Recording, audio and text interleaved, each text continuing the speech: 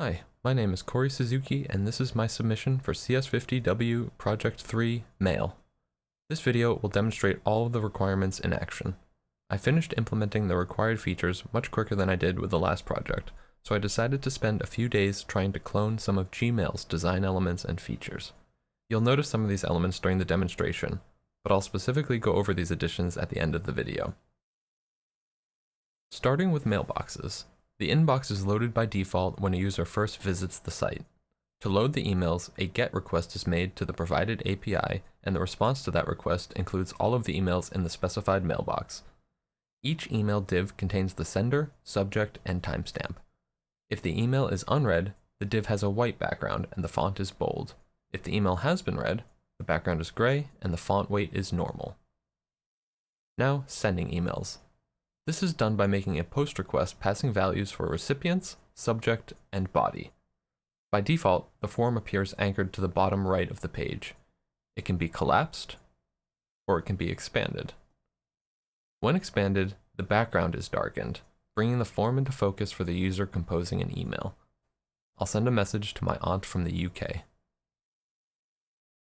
Now, I'll log into her account to show that the email was in fact sent. I added a little bit of CSS to the authentication pages to match the rest of the site. To view an email's contents, I make another GET request, this time providing the email ID instead of the name of a mailbox. When viewing an email, we can see the sender, recipients, subject, timestamp, and body. The only extra little thing I added here was a function that scans the body of an email and makes any links clickable. From the email view, users can use the same arrows that navigate between pages in the mailbox view in order to step through their emails one at a time without having to go back to the mailbox.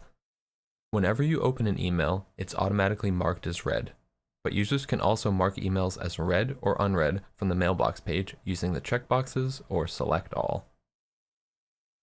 Each email will have a reply, forward, and archive/unarchive button below the email body. When a user replies or forwards an email, the subject is prefixed accordingly. If a message is already a reply, the RE: will only be added once. I'll reply to myself, then swipe back over to my account. The last required feature is archiving and unarchiving. As you just saw, there's a button for that in each email. Whenever an email is archived or unarchived, the user is redirected back to the inbox. As this can be tedious when modifying multiple emails, users can also archive emails from the mailbox view by using batch processing. This will be a good transition into the final part of the video, demonstrating some of the extra styling and features I added to the site. From the mailbox view, there's a select all checkbox at the top of the mailbox, and each individual email div has its own checkbox. When any checkbox is checked, a row of icons appears, letting the users archive, mark as read or unread, and move multiple emails to the trash with a single click. The trash function doesn't do anything at the moment. I'd have to modify the Python code in order to implement the trash functionality and the search feature, so for now, they both just have alerts to show that they're working, or not working. When I decided to limit the emails displayed per page, I started by reading up on Django's built-in Paginator class. However, as per the instructions, no Python allowed, so instead I figured out a way to make it work using JavaScript. It all boiled down to creating a variable for current page and emails per page, then using those values to calculate an offset value, and finally using that offset value to slice the emails array into the specified subset of emails that need to be displayed.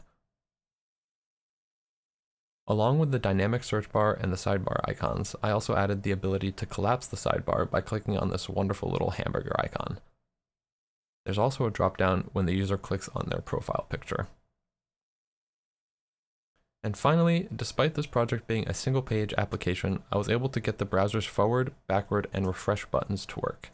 I had no problem making forwards and backwards work using the History API's push state and replace state methods. However, I struggled to get the refresh button to work because the page was trying to load the URL path from the address bar that I passed to the push/replace state methods.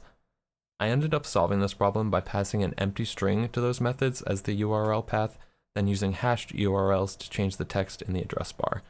I feel like there's got to be a better way of doing that, but for now, I'm happy with how it all turned out, and I'm proud to submit this project. Thanks for watching.